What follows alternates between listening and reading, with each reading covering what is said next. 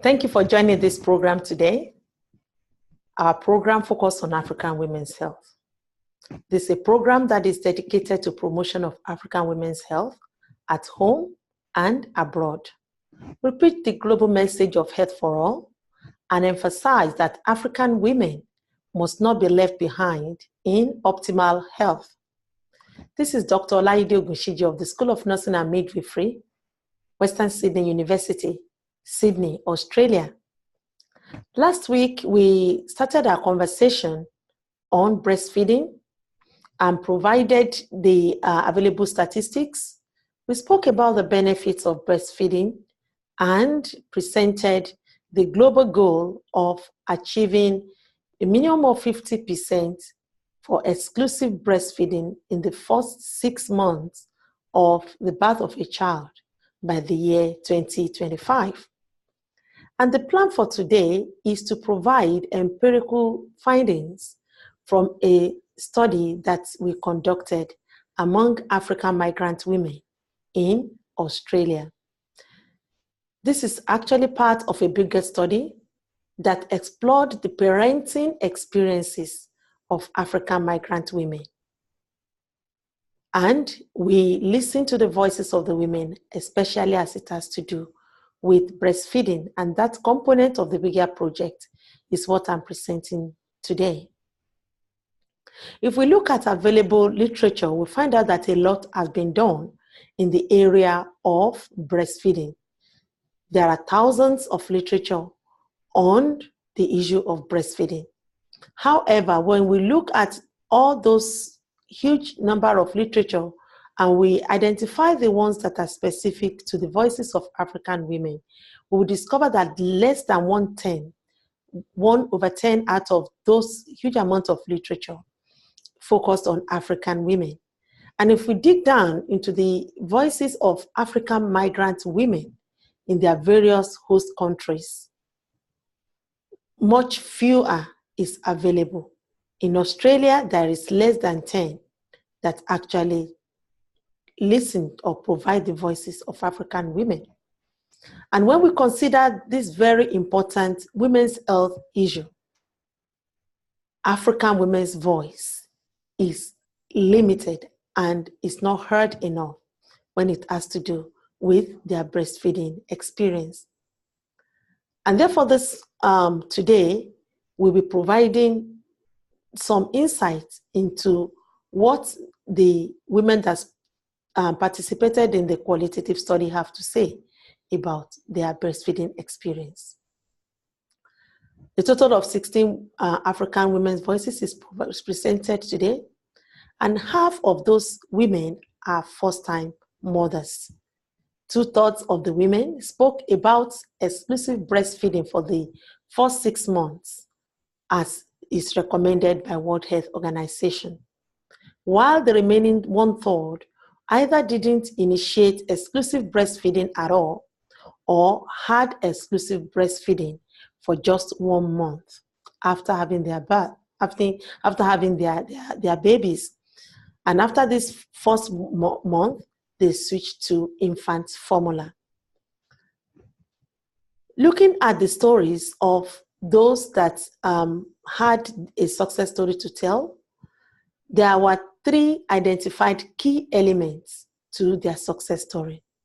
Number 1 is the practical and informational support that they received from their midwives and husbands. According to these women, even in the first 1 or 2 months that they had difficulty in free flow of breast milk, they had the support of their midwives and their husbands. And this practical and informational support assisted them in persevering until they were able to achieve even the 6-month exclusive breastfeeding. And some of them even exceeded the 6 months that was recommended by World Health Organization. The second key element to their success story was the support that some of them received from family members overseas, whom they said they called for guidance and support. And the third key element was the mental and determination, the mental preparation and determination to breastfeed their babies even before these babies were born. A number of them spoke about the fact that they made up their mind that whatever it will take, they were willing to give it a go. And when eventually they had their babies, they said it then became something that was natural for them in breastfeeding their babies exclusively for the first 6 months. We also looked at the stories of those that were not able to provide exclusive breastfeeding in the first 6 months for their babies. 2 key elements came up from their stories. Number one is the lack of full information about what is actually involved in exclusive breastfeeding. Some of these women said before they had their babies, they looked at the materials they looked for some materials from the internet. They listened to some women that have given birth to babies before and have breastfed their babies.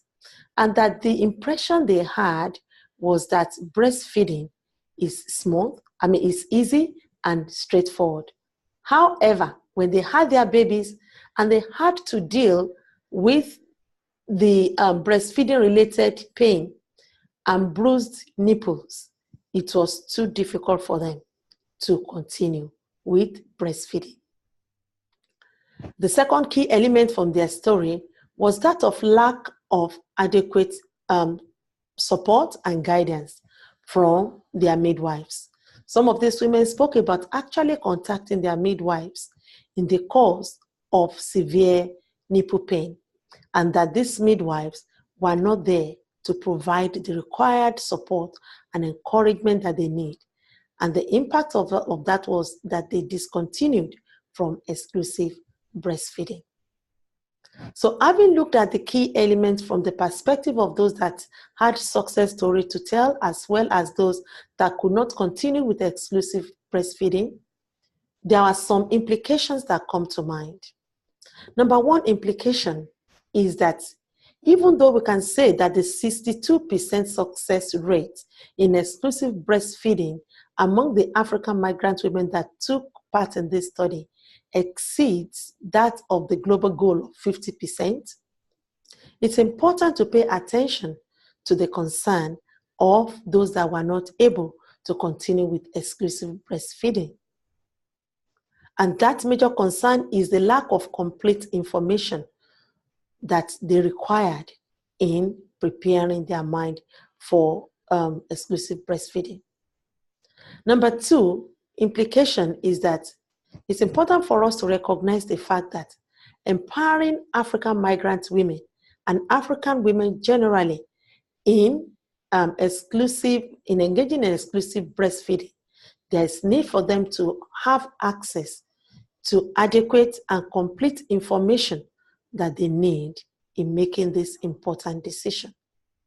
And number three implication is that we cannot overemphasize the importance of supportive family members and network of friends and community in enabling first-time mothers and breastfeeding mothers in engaging in exclusive breastfeeding.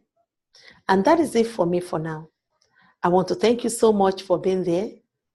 Until next week again, when we meet on this program, Focus on African Women's Health, this is Dr. Olaide Ogunshiji of the School of Nursing and Midwifery, Western Sydney University, Sydney, Australia.